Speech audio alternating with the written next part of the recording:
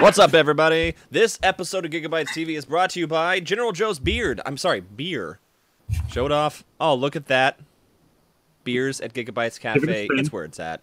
I'm John Caspian. I'm John. And I'm Joe. All the J's. And there's David over there. David is in the background. You'll hear him screaming and taping boxes probably for the entire stream. Oh, yeah. Yep. It's a good sound. So today we are talking about summer gaming at Giga-Bites Café. So if you're not familiar with how packed our summer schedule is, this is the stream for you to watch to understand all the stuff that's going on. We've got GigaCon, the War Machine Hordes tournament. John's having that going on next weekend. We got all kinds of events that are coming up. We got a lot of weekly events, bi-weekly events, all kinds of stuff. But we're going to start off with new releases. Joe, take it away with Zombicide Green Horde. It just came in. We have a lot of... Show us off the base box and all those expansions because it's cool. I want to see this. So Zombicide Green Horde is a cool mini or not game. We just recently got the Kickstarter exclusives in. So the first one's going to be the Horde box. So if you bought the Green Horde from us, this comes with it. If you didn't have time to buy the Green Horde box, I think we still have a couple left. We have one left. Whew, we got one left. So if you buy that, you get all the Kickstarter exclusives with it. And so the Horde box comes with the box itself plus the art box from Sean A. Murray, which is pretty cool. Mm-hmm. Joe's going to show that off. And then from there, we have 2 additional expansions to buy. The first one's going to be No Rest for the Wicked. It's huge. Which has a really cool Necromancer dragon. Joe, show off the back. Give it a twirl. Tilt it down a little bit. Oh my god, it's huge! It is a fantastic model. It's even really good for other games like Age of Sigmar and things like that. $50 for the box, correct? Yeah, $50 for both expansions. And they come with a special limited edition character each. So you get both these guys if you get both No Rest for the Wicked and Friends and Foes. So Joe will show that off. Wow. Yep. All right, Joe, show off Friends and Foes. Friends and Foes is the second expansion that we have. It's pretty cool. Once again, packed full of all those models. You guys have seen Zombicide before, I hope. It's been one of the more popular board games for the last several years. It is kind of a genre in itself now with the American-style board games, lots of minis and all that sort of stuff. Mm-hmm. And it's zombies. Who doesn't like fighting zombies? Me. Oh. No, actually, I really like those games. Green Horde appeals to me probably more than most of the other ones because it puts you in that fantasy element. It gives you a little bit more magic. I'm not a big zombie apocalypse fan, but you put a zombie apocalypse in a fantasy world, and I'm a fan of that. There you go. Which is pretty awesome. So we have all that in. We do have limited supply. This is a Kickstarter exclusive, so pretty much once this wave is gone, you won't get any of the other bonus items with it. We should still be able to stock Green Horde, the Horde pack, Friends and Foes, and No Rest for the Wicked. Just it won't have any of those additional bonuses to it. With that, we also have a couple other add-ons to it. We have the a couple terrain packs, and then we also have a conversion pack for Massive Darkness. So if you guys are a Massive Darkness fan and you're wanting to convert your guys back and forth between the two, that's the way to go. And Massive Darkness is a great game. Yeah, absolutely. Another CMON game, and CMON's been doing a really good thing where they've been doing cross-compatible expansions for all their games that they're coming out with. So it improves that investment that you make with whatever board game you buy, because it's all right, cool, I have all these awesome figures, I can paint them up, really make them my own, and then I know in the future that I can use them with whatever the new board game is coming out later. So I can have a Lemon Bone Pirates versus Zombies? Maybe. Yeah. Massive Darkness and Zombicide are the ones that they're currently crossing over back and forth a lot, which is really good. So yeah, it's really cool. I had a train of thought, but it's gone. Is there anything else for Zombicide Green Horde that we didn't show off? Because there's a lot of different stuff. The only thing that we didn't show off was the terrain packs. The terrain packs include hedges, barricades, all that sort of stuff. Once again, they're in limited quantity. They're actually selling really, really quick. So if you wanted some 3D physical terrain for your Green Horde, or really any of the other games, they make great walls and barricades for Age of Sigmar, War Machine and Hordes, and all that sort of stuff. And they're really cheap because you get like a pack, I think, of like 12 to 16 of the pieces for a box of around $15. It's a good deal. Yeah, we shouldn't have those around too much longer. So if you guys are interested in the terrain packs, message us or call the store, and we'll get some stuff pulled for you guys. So that's very sweet. We have, of course, the big new release being Age of Sigmar 2.0 tomorrow. Yes, that releases tomorrow. We were lucky enough to get our shipment in early so we can start pulling pre-orders and things like that. So whenever you guys come in, whether it's tonight after midnight to get it, or tomorrow morning, we'll have everything ready to go for you. Now, will we open past midnight tonight? Yeah, it's Friday night. We're open till 1. That's right. Yeah, every Friday we're open till 1 a.m. We run a 40K event, and it's possible that we might run concurrent Age of Sigmar events similar to it, like the Friday night fights. And that's going to be something dependent on the community. So if you guys are interested in that sort of thing for Age of Sigmar, I know I am. I really love this new edition. They fixed a lot of the issues that I had with Age of Sigmar, and Age of Sigmar was already a great game for me. So I just am absolutely floored that Games Workshop put out this edition when they did, and with all the new stuff to it. And if you like artwork and fluff and lore, you can just get the rulebook. I looked at it yesterday, and it is absolutely phenomenal. Packed with lore. It's, 150, 200 pages worth of just lore?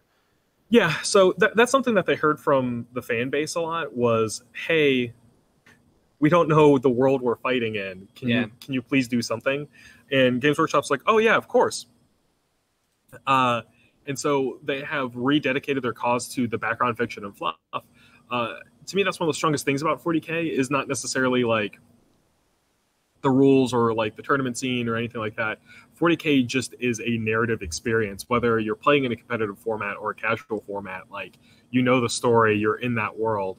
And they're trying to do that with Age of Sigmar as well. So it's a lot of world building in these books between the General's Handbook.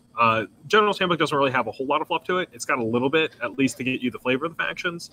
The new rulebook itself is just jam-packed with it. And then finally, Malign Sorcery is another great book for just fluff. So they're going to go through the world and kind of break it down for you, whether it's like a quick overview of a faction or explaining how the realms work or the history of the world itself. It really does help get you invested in the games you're playing when you know why you're fighting. The exactly. You're fighting. Yeah, and I'm glad that they moved away from Stormcast good guys, Chaos bad guys, so that's why they fight. Yeah. They're giving them important things to fight over and not just relying on tropes and things like that to push the story forward. So I really like it. And it releases, like we said, this Saturday. We have all the first wave stuff here, the stat fits, the starter box, the Malign Sorcery, the general handbook. The dice and scenery dice and all that sort of stuff are coming, but we don't have them here yet.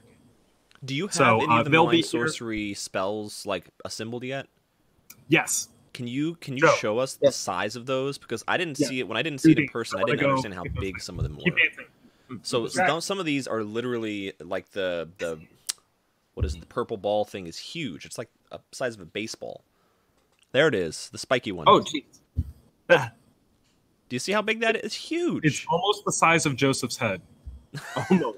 All about perspective. That's fine. So this is the Purple Sun. Those of you who have played old Warhammer Fantasy battles, I can, one, feel the single tear that's rolling down your cheek. But two, you'll recognize the Purple Sun. Purple Sun was one of those big signature spells in the Death lore from way back when, and they finally gave it a physical model. And basically what it does is it's going to roam around the battlefield, just wrecking things, just like it did back in the old world. Just now we have a really cool model to go with it. That's what I really like with the Malign Sorceries is, one, more awesome models. Two, these spell effects that you felt like should take a physical manifestation on the board now have that. And also the fact that they're releasing more and more of it is really cool. Well, that's great. So good. How many models are in the Malign Sorcery pack? It's like 13, something like that. That's a lot. They're huge. Yeah, it's a lot of spells. Each one of the spells is pretty sizable. They're all pre-colored plastic, which is also really nice because, hey, it's at least like a base coat done, because you're going to be busy painting all those new Stormcasts and Night Haunts anyways. Like, you can put the spells on the back burner until you get to that time where you can work on them. I was working on the chromatic cogs yesterday, so I was really enjoying putting that together and painting it. Looks really cool. For sure. And then I was reading through the rulebook, and it seems very well laid out for new players, which is great. So getting new folks into it's going to be quite an easy experience, being able to just put the rulebook in front of them and say, okay, let's start from literally from the first page and just read forward. I honestly would recommend just introducing them to that real book, reading through it with them. I think that'll work great. Yeah, so the rulebook is really strong for new players. Like, Age of Sigmar itself was always supposed to be the introductory game. So that's why Games Workshop for the longest time was trying to, like, kind of implement rules and changes without having to expand the core rules beyond 4 pages. After the success of 40K, they're like, okay, cool, we can definitely make it a little bit more than 4 pages. We can expand those rules. We can add a little bit more depth and nuance into the game and still be accessible to a new audience and crowd. And that's really, Games Workshop wanted Age of Sigmar to be that game where people can just pick up and play in the afternoon. Like, if Joe knew nothing about Age of Sigmar, I could teach him the rules and get him functional to play games outside of being coached in less than an hour, which is fantastic. And it doesn't mean that the game doesn't have depth to it. Like, the game has a lot of depth, a lot of list building choices, a lot of items, war gear, spells, all that sort of stuff. But the core of itself is very simple and very easy to understand and get going. And that to me is Age of Sigmar's real strength. You have these great models coupled with this nice, easy, fun rule set to get into. So to me, it's kind of one of my favorite games. I'm now more days, like, I don't want a super crunchy game just because I play a lot of games and I don't want to have to sit there and like reference a rule book to do X, Y, and Z all the time. Age of Sigmar dispels that. Like, Age of Sigmar, I can jump in at any time, even if I haven't played in like 3-6 months or whatever. I'll still know the foundation, the rules, and be able to be competent in a game. So yeah, that to me is a strong game system. Absolutely. I think it fits well with our theme for today's episode being summer gaming. Things that work really well for summer gaming is ease of play, things that you can assemble fairly easily. To me, summertime, there's not really a whole lot of time if you think about like schools and whatnot for those of our gamers that have kids or families. You're already spending extra time with them because they're off for the summertime. So when you do have free time, you want to come play. To me, it's really about being able to, come and, have speed to be able to assemble stuff. If you buy things, first thing that pops to my mind is dust. That already pre-assembled, pre-primed. You can pop it out of the box and start playing pretty quickly, Dust follows the same things that I was saying for Age of Sigmar. It is a fairly simple rule set to learn that has a lot of depth to it. So Dust, once again, you could get explained in, like, I think I got taught how to play Dust in less than 45 minutes. I got the core rules of the game. I mean, obviously there's a lot more to it you want to get, but like I said, I can come in and jump into a Dust game and be conversational in how to play the game with no like refresher course, right? So that's really good. And this also goes to board games as well. Like, usually great summer board games are going to be ones that, you can unpack, set up super easy, and get to playing, like Azul. That's one of the reasons why I think Azul won Origins, is just because it is one of the more accessible board games out there. So Azul is just a tile placement game. Joe, you know the rules, right? Oh, yeah. So if you wanted to talk about Azul, I'm going to disappear for a second. Mysteriously. Okay. Well, Azul is basically a game, as you can see, it's a Euro game, and each player has their own personal board, and the objective of the game is to, of course, get the most points. The theme of the game is that you're basically taking tiles and you're laying them out on the floor. So you're pretty much taking a wall and you're placing tiles on them. And at the beginning of the game, you have a central piece where you have all these tiles, and you have all these other surrounding tiles. and they all have like 4 pieces each, and they have different colored tiles. And if you pick one tile or a color, you have to pick all the other tiles with that color, and you put them in your personal board. And when you put them in personal board, you have them on the side where you have a row of like 1, 2, 3, 4, 5. And then you have another section is where your wall is. And so in order to take tiles from your the section that you're collecting in to the wall, you have to wait until that section's filled up. So if you have a row of 5, you have to wait until it's filled up.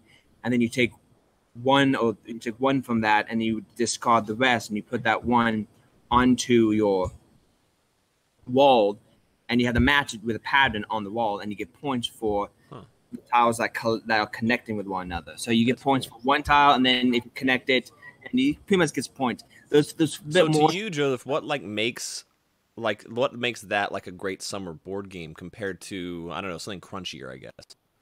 It's a puzzle. You know, it's a puzzle, and it's not competitive either. And it's like 40. You can play in 45 to an hour. And so it's Euro style, like it's similar Ticket to Ride, where you're kind of trying to complete your board the best. Exactly. Unlike Ticket to Ride, those 2 types of Euro games. You have Euro games like Ticket to Ride, like Carcassonne, like Catan, where players are playing on the same board, competing okay, and locations on the same board, and they are still going for after a specific goal. This Euro game is like the same one for Race for the Galaxy and games like this, where you have your own personal board, and it's kind of like Solitaire, where everybody draws from the same pool, but they're all distributing those resources from that pool on their own personal board. So it's a little more indirect competition. So what's the age for Azul? The age for Azul? Recommended age? Probably 8 and up? 8 up, yeah. 8 up. Yeah. So these are the games like work really well for family time. So for those gamers who have families and you're looking to introduce people, the big thing I know with summertime is that, you know, people are tired at the end of the day. They may not want to have a lot of mental capacity. So you want to be able to introduce things with simple concepts that they can kind of either take their own time with, or they're not looking to have a huge competition. It depends. Like Joe, our family, you know, we're brothers, so our family is all about competition. But some folks don't want to have that experience. No, you know. I mean, this is fine. Absolutely. We have another game over here that's known as Dragon Castle. That is based on a classic Chinese game. I had to go get the box very quickly, but it's basically based on the Chinese game where you have these dice, these white dice. I forgot the name that escapes me. Mahjong? Yes, that's the name. It's based off of that, and everybody has their own personal board. And the objective is that you can take one tile. It's like one act. You get like one action, but you get to do 3 different things. You can draw one tile from the central stack of dice, and then you can like take what's known as a plastic piece hut, like a cap or a roof. And what you do is you take these pieces, you put them on your board, and you connect the pieces in 4, like straight, like a forward pattern. You score those pieces. Ah, right. So it is like a mahjong. Okay. So that one's a good one. Is that one a good one for kids to learn?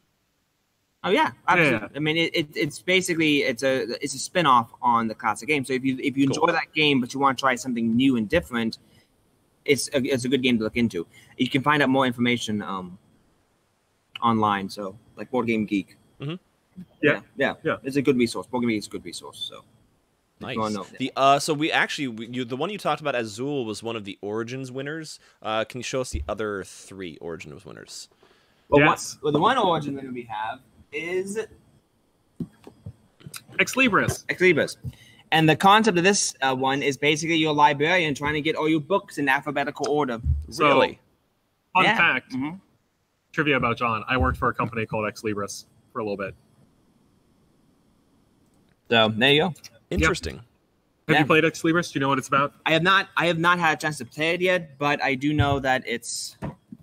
Let's see if I can... Is it fun for the whole family? Oh, it's fun for the whole family. You're basically going around and you're just trying to get your books in order, collecting books. The idiom, or literally trying to get your books in order? Alphabetical order, yeah. So you are literally a librarian, not figuratively getting your books in order. Correct. You are a librarian, and Gotcha. and you're trying to get your books in order because you have a king or like a high-end official coming in to judge your library.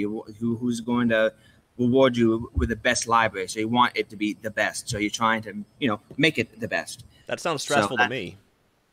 Yes, it's yeah. I mean, well, depending on whom you are. So, but no, that's yeah, we have it here, and it's I haven't had a chance to play it, but I really like to play it. So, I mean, we have so many games here that's like, oof, yeah, exactly. Yeah. So, yeah, you know, so Yeah, so board check out our games are very favorites. interesting in that, you know, we've had things like Catan for so long. A lot of folks, especially here in the U.S., are interested in combat-type games, but it's fascinating to always see those type of non-combat games and what the kind of stuff, like Magic Potions or Potion Explosion, that's one thing. yes. Yeah. So Yeah. if you guys think about it outside of like a U.S. view, but to a world view, there's a lot of countries out there that do not allow for violence in board games and or like other media to consume. So, like, you know, some countries are very strict about showing guns or even just like any sort of violence whatsoever. So a lot of times, especially on the European board games, they're going to have different sort of genres or settings and things like that to get this like really nice compelling board game, but not have it be so confrontational or conflicting to lead to that sort of violence. Yeah. And that's why, like, you know, you'll see games like Catan or like the Euro style, just Splendor or Splendor, Century yeah. Spice Road. Yeah, so all these things are going to be designed with more of a worldview in mind. And also, I mean, I personally like it since we do so many miniature games here. The board games come out to where it's not another game about murdering someone else. No. So, you know. And other games like Pandemic is a classic cooperative game. Also very popular too. That's about saving people. Mysterium. Mysterium too. We have another one. This thing, Deception Murder in Hong Kong is a team versus like everybody versus one. So we have games like that. So hey, Mark. Hey, Mark. Hey, Mark. Hey guys. Bye, Mark. Duplex Joe Oh, taking the hi. spot. So yeah. Speaking of like, you know, once again, non-violent games and things like that. One of the games that I've been hearing so much about is Sherlock Holmes Consulting Detective.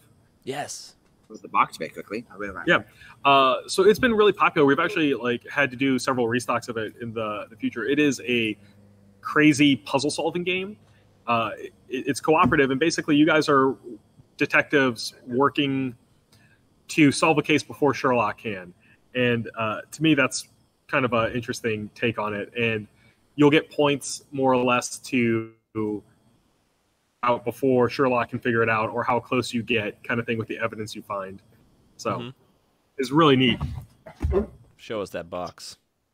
Yeah, Joe, show us that box. Aha! Sorry, we had a power issue. Power issue fixed. That's one of the expansions, to my knowledge. I think. Yes. Yes. So like a lot of them are going to be kind of like standalone or like their own missions and all that sort of stuff. So these games are really fun. It's great for 2 players, and it's kind of it is cooperative. So I always recommend people like, you know, if you're having a board game night at your house, like, you know, hey, let's stay in and do a board game together, and you guys like those like kind of hard puzzles, go with this one. So yeah, And it's like there's weight to these boxes, so I'm just gonna stay here and just like, you know, get my More exercise. stuff. Yeah. Joe doing work. Yeah. I'm just going to take these and put them over here because we're getting a stack of board games over this way. So yeah, guys, like all these summer games are absolutely fantastic. I know ease of play is a great way to get into games or have like quick games between friends. But another great thing for the summer is having people come back from, like, you know, let's say college or coming in over the weekend, that sort of thing. And you guys want to do something a little bit more persistent, I guess, is the easiest way to say it. Gloomhaven we have over this way. It's in a stack of board games. By now, if you guys are tuned into the tabletop world at all, Gloomhaven is tilted down. Nope, too far. Back a little bit. Back a little bit. Back a little bit. Got it. All right, good. So Gloomhaven is the legacy board game. I always like to tell people it's akin to running a D&D game with having a more or less AI dungeon master. So this game you get to play cooperatively together. You build your characters. You can like multi-class, do all this cool stuff. The world changes and progresses as you play through it. It has all the form and functionality of a board game, but it has the persistent nature and the storytelling of like a role-playing game. Each box is $150, I want to say. Am I correct? Sweet, nailed it. I work here. So each box is $150. You can seat up to 4 players, and I highly recommend it. So if you and 3 other friends go in to split it, you guys are spending a little bit over $30 a pop before tax to get this really cool game. And we have several people that have been playing it. We've had campaigns last over a year at this point. And they're still discovering new content in the game. So it is 100% worth the investment, especially if you guys want something kind of like a D&D experience. Yeah. Without having to do D&D, you know. Yeah. At the same time, I think it has dethroned Pandemic as #1 on Board Games Geek. Yeah, that's right. Games of all time. So. We couldn't keep it in stock. Oh, no. We received, I think, 100-ish copies or so, and we are not having that many now. Yeah, they're gone. Yeah, gone. Yeah, so it's, well, like you said, it's very popular. Like, and like you said, the narrative. It goes back to the idea of narrative that we talked about 40K. People just love to be able to play through a story. And reading through books are awesome. Watching movies are awesome, but be able to play through those, being those characters and upgrading characters and making those decisions. I mean, that's just that's gold right That was a perfect segue to Mordenkainen's tome. Yes, Mordenkainen Tomes of Foes. Mordenkainen Tomes of Foes. Oh my god. Thank you. Words. So that is the most recent D&D expansion. It came out probably about a month and a half ago. And that's been wildly popular. We still have several copies left. I don't know if we have any of the limited editions. But Mordekainen's is a great supplement to the player's handbook. So this one will give you a little bit more options to make your characters with. It goes great with the Adventure League paths that we run here on a weekly basis, and we need to probably start running more than just one night for Adventures League because it's packed. A crazy amount of people. So if you guys are part of our role-playing community, thank you so much for being consistent, loyal, and fantastic guests for us. We really appreciate it. And if you guys are interested in role-playing, it's continually growing. It keeps getting bigger and bigger. So it's a great time to jump in because we are finding new tables, new groups, people just getting started, or people returning to role-playing. And it's the Atlantic Gamers Guild, right? Yeah, if you go to meetup.com, Atlantic Gamer Guild, that will be the best way to sign up for Adventurers League. Scott Mueller, you had a question. Is it all pen and paper? For D&D, yeah. So doing mostly pen and paper role-playing. They usually use miniatures to represent spots on the board and all that. It's a lot better way to keep track of combat now. But it's going to be predominantly pen and paper. If you're asking about Gloomhaven, it is a board game. So you have all the things for board games. So it's not going to be like character sheets that you're constantly rewriting and changing. It's going to be actual changes to those cards and things like that. Man, Joe's getting his arm day done. Yeah, and it's hexagonal based, right? Correct. Yeah. So once again, Gloomhaven will be a board game that has a lot of those RPG elements to it, but still keeping all of those like classic board game things. So you will have cards and things like that. Yeah, your stats will change. Your spells will change, but those will all be represented on those stat cards. It's not going to be like a sheet of loose leaf paper that you're going to have to like draw on and all that sort of stuff. So yeah. It is, absolutely. So Adventures League's growing really well. We actually just, to kind of segue, we are interested in running a non-D&D night. I'm trying to get a little bit more of the off the beaten trail RPGs going, just because Adventures League has been such a huge hit. It kind of overshadows some of the other RPGs that we have. So we're interested in getting people to run like, The End of the World or Vampire or Star Wars RPG. Pathfinder, we could always use more Pathfinder. Iron Kingdoms is my personal favorite. Starfinder now. Starfinder 2. I know Pathfinder 2.0 is coming out, and we should be getting the beta rule stuff for it at some point. That's cool. Later in the summer. But I don't have 100% confirmation on that. But there's a lot of great RPGs out there, and we want people to explore and have fun and be able to find groups for all that. So we're interested in starting a non-D&D night. So yeah, it's cool. Playing at Giga-Bites is very different. A lot of folks have told us how that environment is really different for folks. Rather than playing at someone's house, you know, being able to come to Giga-Bites, you know, not have to worry about your food, not have to worry about drinks and all that stuff, and just be able to go up and get what you need and keep playing because it keeps you in the mood, you know. That's one of my things that I always tell people. They're like, oh, why should I come play Dungeons and Dragons or roleplay at Giga-Bites? And one, the debate of who's getting food and who's splitting food or how it's getting paid for is gone. Yes. Okay, ready to go, easy to do. Two, you don't have to clean up your house to have guests come over to dirty your house, in which you have to clean up again afterwards. I never thought about that. Oh man, I hate it. I hate it. Like, I don't want people coming in and clean a dirty house, so I clean it. And then people show up and, bottles, I have to move my tables around to get like enough chairs and all that sort of stuff. And then as soon as they're gone, I got to clean it again, So that's gone because, we clean everything. That's we got what we're Joe here to for. clean things. Yeah, we got Joe. Joe is a fantastic cleaner, super neat guy. But yeah, that's gone. And the fact that, it is a neutral ground, so no one has to like switch houses, do all that sort of stuff. All that debate's gone. And then two, or not 2, 3, 4, I don't know what topic I like to number things. So the last one I want to talk about is also, if you don't have a group or you guys are looking for new groups, you don't have to put out a Craigslist ad to find it, right? So like if you want to join a group, you can come here to Giga-Bites and talk to people and figure out what group works best for you. Mm-hmm. So coming to a local game store, especially a friendly one like us, we take a lot of the hassle of running a role-playing campaign out. If you're a guy that likes to use terrain, we have terrain for anyone who is here for free to use. So you can set up like a castle or dungeon siege. We had this great campaign. Were you here when Sean Mulhall ran his dragon campaign?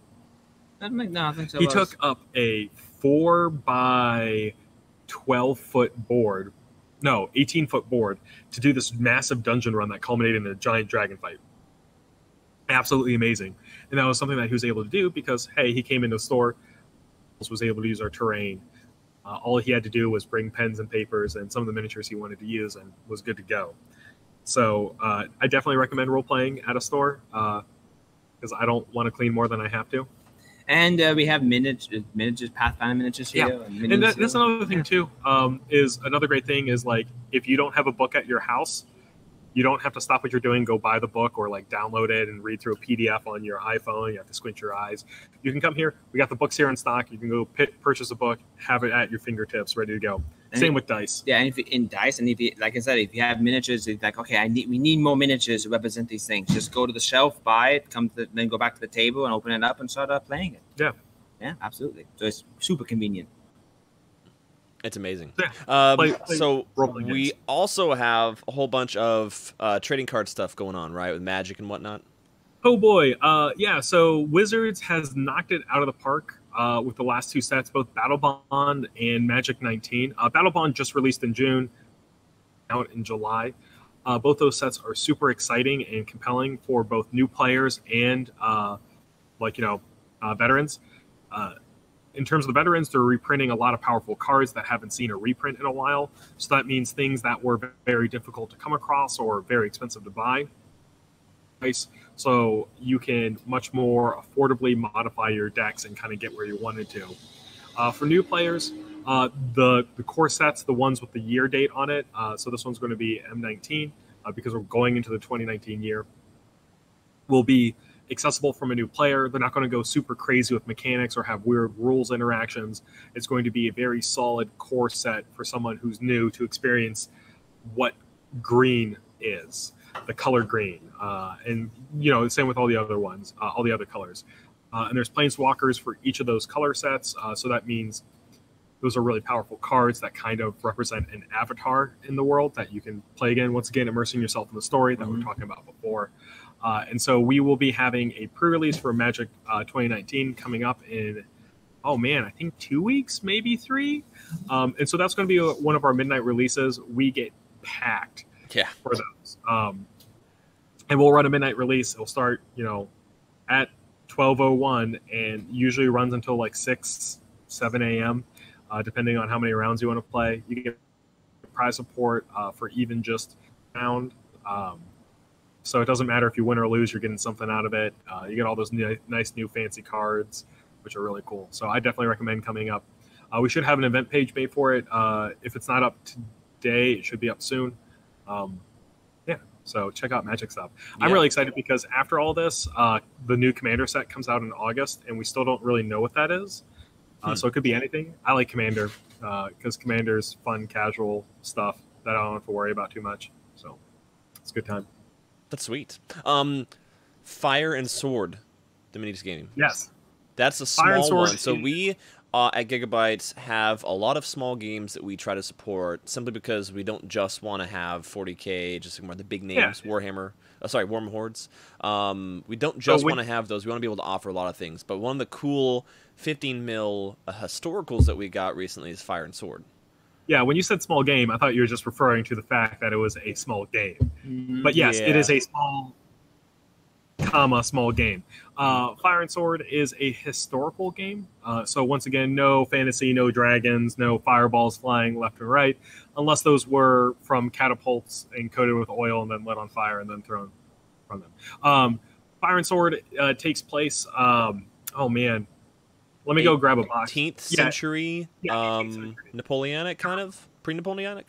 I don't believe. I think it's Polish. Oh man, I'm going to get so many corrections from this. I want to say it is 18th century because I kept wanting to say 1800s, but I think it's 18th century, so 1700s. 1700s. Yeah, it's it's not going to quite focus pike on. and shot, is it? Correct. No. I don't believe there's many firearms in it, if at all. So it might even be earlier than that. Okay. I know we got people playing the Ottoman Empire, all that sort of good stuff. But this is a great game, especially it's at a different scale. So it gives you a different experience than what you normally would find with, let's say, like 40K, Age of Sigmar, War Machine Hordes, Bolt Action. They're having really tiny models, and your tiny models are going to be on bases that are going to represent like units or battalions, all that sort of good stuff. And that's one of those things where if you guys are maybe want to try something different, but you still want to do a miniature game, boom, there it is.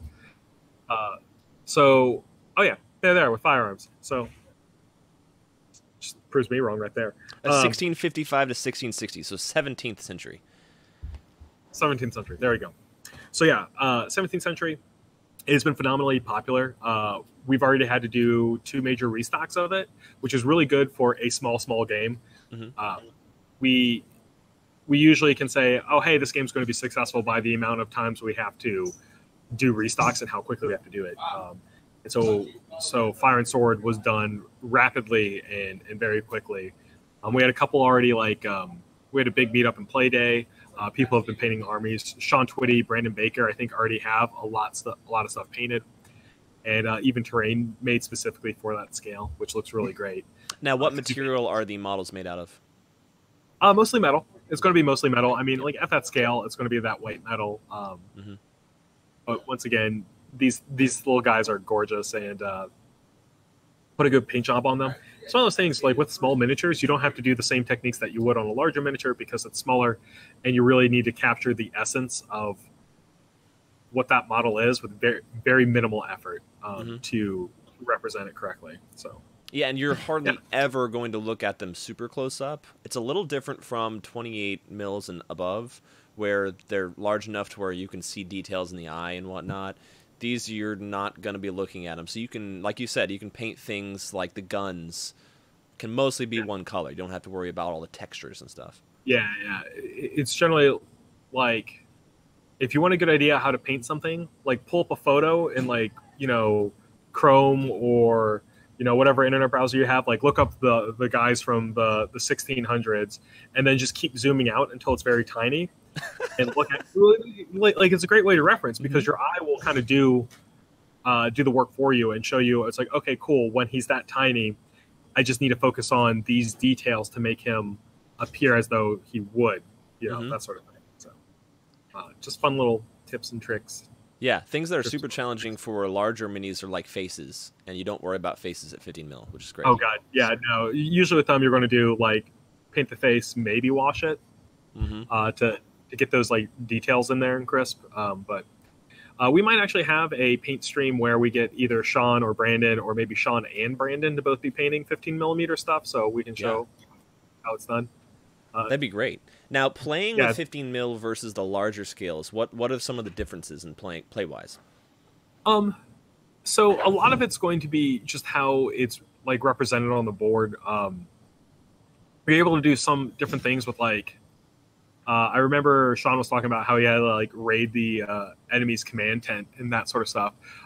So kind of like the old Warhammer Fantasy, these smaller models are going to be on blocks that represent a lot of actual people on said blocks, and you're going to be having your stats derivative of like a group of people as opposed to just one individual. Movement and things like that. You're having to maneuver a block of people.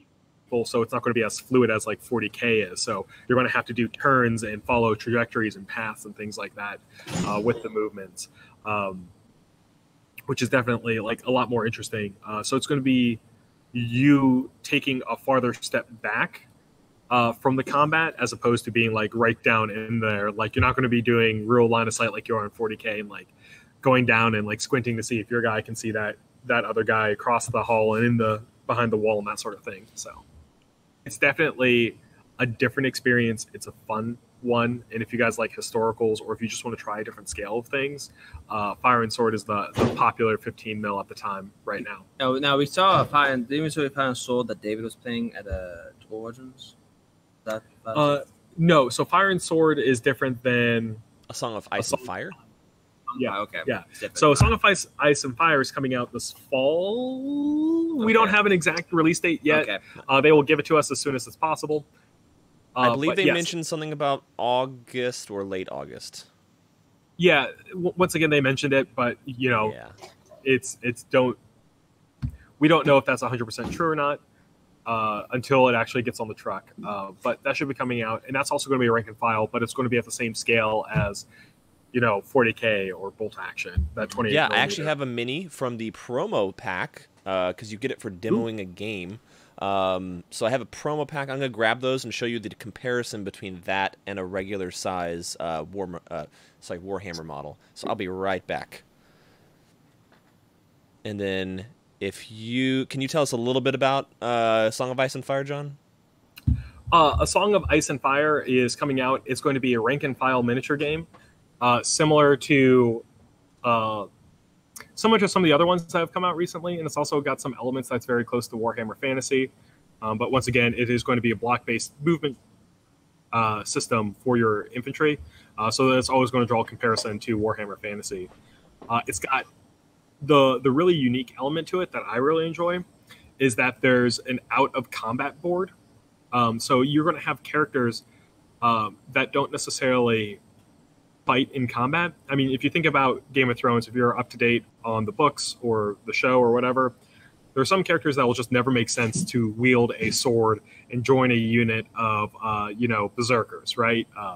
Catelyn Stark is kind of a shrewd, intelligent lady, and she's represented by this board outside of the game where you can do effects to units inside of the game itself. So it's kind of I think it's called the diplomacy board, more or less. I mean, even though you're not being super diplomatic because you're trying to murder each other, but she has special rules and can affect the game without having to be a participant in the combat itself, which I really like, and that's something that I find to be wholly unique with A Song of Fire and Ice, or Ice and Fire.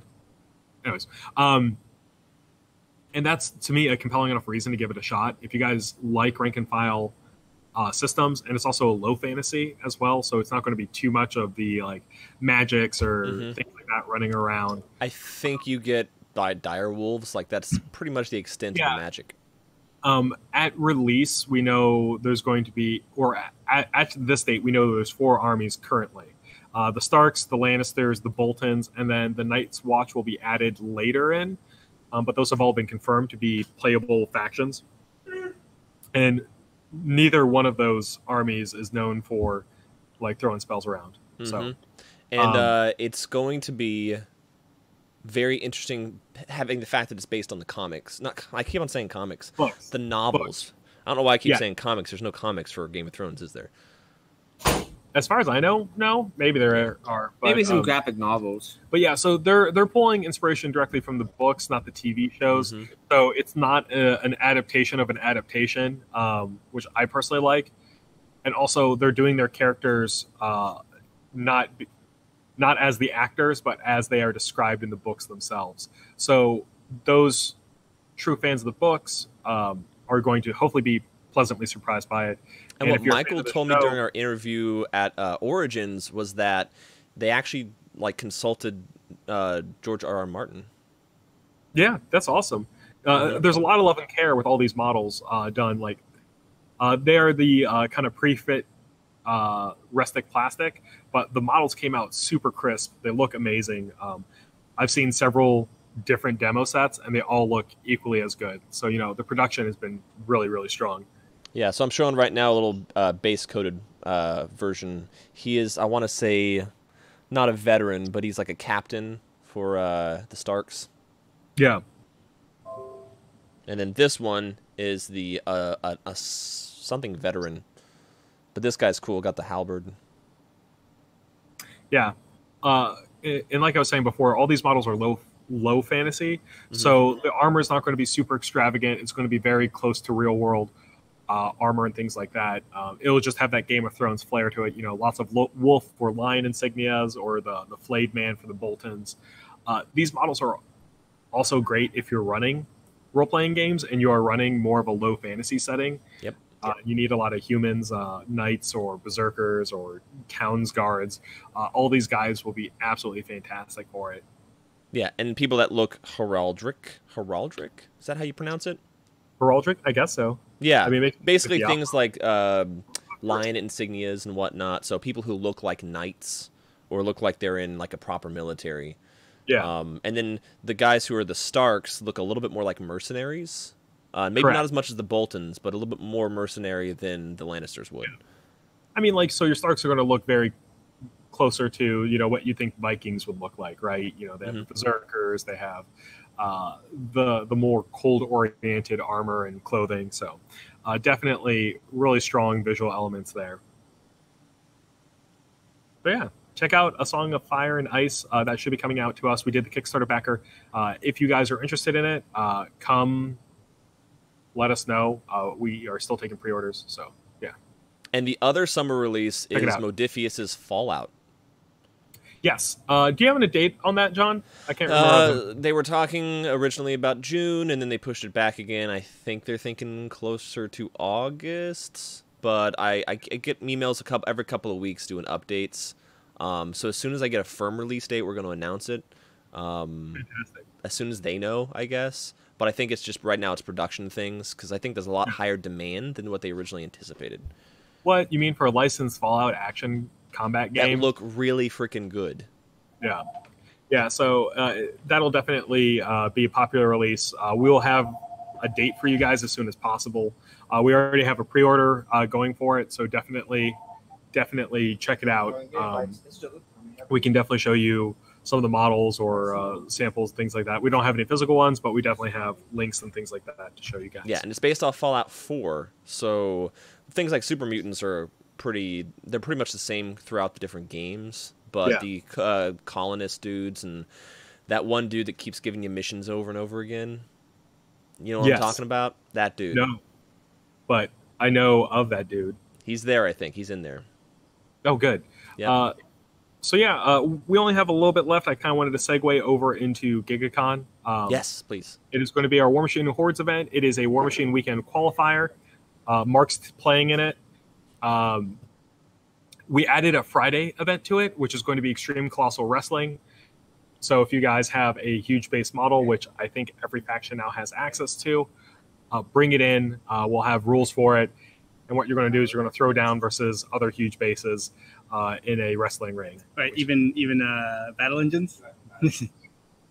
Maybe something fun for battle engines. All right, bring your Colossals or Gargantuans in, and we'll do something from there. And then following Saturday and Sunday will both be our tournaments for the coveted War Machine Weekend Invitational spot. So we're going to be having a qualifying tournament running Saturday, multiple heats.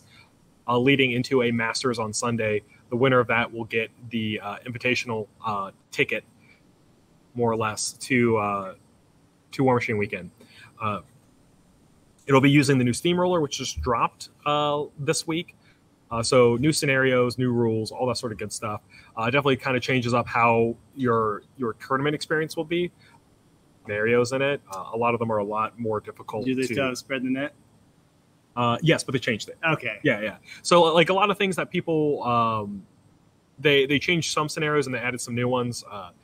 It is like on the surface you might take a quick glance, you're like, oh, that's pretty much the same. It is not the same. As we were finding out yesterday when we were playing some games with it. But we are running those rules. We're also running the new Champions packet and new Masters. So this weekend or next weekend will be filled with a lot of fun games, lots of prize support, and a lot of War Machine and Hordes. So if you guys are interested in the game or you are playing, please pre-register for the event. It definitely helps us out as a store to see how much prizes we need to get for it. And it also helps us plan out our tournaments and how to time and all that sort of stuff. So. Do we have anything at the GigCon, like painting events? Or? Yeah. So we have several non-tournament events going there. Extreme Colossal Wrestling on Friday is a big one. We'll be running possibly other events throughout the weekend. Scrambles, if people are interested in it. Company of Iron Games will also be featured if you guys are interested in non-painting events. Or non-competitive events. And we also have a painting competition on Saturday. So this is for pre-painted models. It's not for you to come in to paint a model. We'll be doing 2 categories. The first one being for singles. So your best individual model, you can register for the singles competition. And then the next one we have is either battle group or unit. So if you have a collection of models, whether it's a Warcaster or Warlock, plus their War Beasts / War Jacks, or a unit of at least 5 guys, you can enter that in there. There'll be prizes for that as well. And then following Sunday, we have a Champions Tournament, which is a competitive event, but it just follows a different rules format in which you are more limited in the options that you can run the list. So it kind of tests your strategery brain to come up with a list that's going to be a little bit more restricted than the normal tournament. Oh, that's awesome. What is a good way for new players who are interested in Warm Hordes to get into it? So easiest way is to come in for one of our casual nights, whether it's going to be Thursday evening, usually anytime after 4 p.m. till 10 o'clock, or we usually have a casual meetup day on Sunday, provided there's no other big events coming up like the swap meet. But Battle Box is the best way to start. Yeah, so Privateer Press does have a battle box for pretty much all the factions. I think it's like 85% of the factions have a starter box. The starter box is $40. It gives you everything that you need to learn how to play the game. It gives you models. It gives you the rule book. It gives you a faction guide. It gives you dice, tape measures, tokens, all for $40. It's an insane deal. So if you guys want to get started, that's a great point to get going. And then from there, it's just kind of figuring out how you want to build that army and how you want to customize it and make it your own. And you can get the War Room app for Android and for iPhone. Yeah, they have a companion app that gives you all the stat cards, and it is interactive, the app itself, so you can mark damage on the app instead of doing it on the cards itself. Yes, super useful. So, yeah, it is very useful. And to me, I was a big proponent of the cards for the longest time, but I finally trained myself to use the app, and I can't go back. It's so much more convenient. One thing I did see used in South Carolina at the tournament we were at, someone just laminated everything that had multi wounds on it on just a sheet of paper, and they laminated it and just had it dry erase there. So, there's multiple ways. All the rules and the stats are free through their website, privateerpress.com. So once again, if you're running a lot of the same one unit, you can make spreadsheets and things like that. Depends on how creative and crafty you want to be. Yeah. Sometimes having to flip through a whole bunch of things on a screen isn't as quick as just having a sheet in front of you. Exactly. Yeah, that's true. Other things that are coming up tomorrow is the 40K campaign tournament. Correct. So if you guys have been playing the campaign, I hope to see you all there because you know that this has been coming up for a while. If you are not a campaign player, this is a great time to jump in. Or if you just want to get a nice little 40K tournament in, you can jump in and play as well. Yep. we'll be running. I think me and Rob will be here at 9 a.m. to do registration, and the tournament should run through most of the day. So if you want a nice full day of 40K fun, come on down. It'll be a good time to crack out your armies, maybe try something new, or play a nice narrative event. So I like it. It's really nice. It's very fun. And then Sunday, for one day only, swap meet. Huge. Swap meet. I wish I had an air horn. So swap meets are a quarterly event that we run. It is great for players who want to try to maybe get a different game or a different army, or even if they're just find out that they have too much clutter at their house. Come into the swap meet. Yeah, I got way too much. I might have stuff there at the swap meet. It depends on how much time I have. But swap meet, you can basically bring in whatever you want to get rid of and attempt to either trade with other people at the swap meet or sell it for store credit. It's a really fun event, but it is very hectic. We have a lot of people in here. So get your game faces on. Come in early. So the swap meet will start around 11 o'clock. I definitely recommend being in around there. Swap meets generally tend to be kind of front loaded. A lot of people try to come in and move their stuff super quick. So if you want to find the best deals, be here early. But the swap meet will go on until about 4 o'clock, and then we'll close the swap meet down and let everyone go home with their new plunders. And for those of you that do plan on attending and you do make trades, get credit, be sure to close out your account before you leave. Yes. That's the number one thing is we run an account for the day. It lets you kind of trade freely, and it keeps bookkeeping really great for us. But you need to close that swap meet account down because that store credit won't be transferred to you until that happens. So number one thing happens, guy comes in, sells a bunch at the swap meet, and then shows up 2 weeks later and is like, why don't I have that store credit? And then once again, bookkeeping nightmare. Yeah. So, but we will get you your store credit no matter what. It just makes it a lot more convenient for you to close down the day of, and I will push that until I am dead in the ground. We have an infographic that explains all that for players or for people who have not seen it. It's on the event. Yeah. So if you go to our Facebook page, obviously you want to like our Facebook page. And then you go to our events tab, and you're going to scroll down past the weekly events. So the first thing that pops up on the events page is all the weekly stuff. So you're going to scroll down because we have tons of weekly things going on every week. Past that to the one-off events, and you're going to see that there. It says swap meet. Once you click on the event, you can scroll down and see the pinned post that I put up, which is the infographic explaining the whole process. Yep. So, guys, we have 2 weekends coming. Actually, it's pretty much the rest of July, jam-packed with events. So get ready for the campaign tournament. Prepare your body and your stuff for the swap meet. Come in for GigaCon. Make me happy. Show up and play War Machine and Hordes with me. I'll be crazy probably by the middle of day 2. So that, and then after that we have Dust Day the following weekend. Pre-release for M19. It is going to be a jam-packed summer of gaming. So we got everything. We got a little bit of everything for everyone, or a lot of bit of everything for everyone is probably a better way to say it. We are doing our best to make sure that every game under the sun has a spot in a home here. So yeah. Just get up in here and play. I mean, they had a song, "I'm Your Pusher." Oh yeah. Exactly. So yeah, thank you guys for joining us on the stream. As always, any questions, comments, concerns, or you want to tell us how amazing we are or how nice my teeth look on camera, always drop us a line. We will be here and responsive to you guys. So we are here for you. That's right. The home for gaming, Giga-Bites Café. Yeah. All right. So until next time. Bye, everybody. Yeah, I'm going to take a nap. Bye. Bye, guys.